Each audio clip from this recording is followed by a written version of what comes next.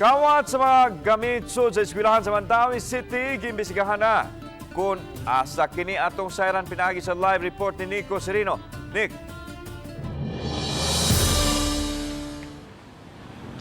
Yes lang, gihimo kini aron masayran kung kinsa gyud ang nagpaluyo sa nahitabong pagpangawat. Sa post sa usa ka magtutudlo sa Paknaan, ingon ani nga mga gamit ang nawa gikan sa ilang campus. Telebisyon ug speaker ang nahanaw gikan sa ilang grade 1 classroom sa miaging semana.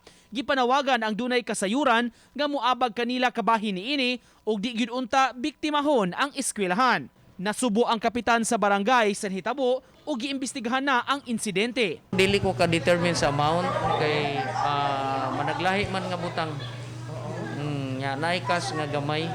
Misaad si Kapitan Soko nga padayon sila nga moasister sa panginahanglanon sa eskwelahan lakip na ang pag-deploy og personnel. Nanawagan sab siya sa komunidad nga mohimo og lakang aron mamintinar ang kahapsay sa mga eskwelahan kay alang man gihapon kini sa mga kabataan. Dunay magbaligya dito sa somewhere makitaan og yung nato so magkahatag po sila tip at least ma-recover ba.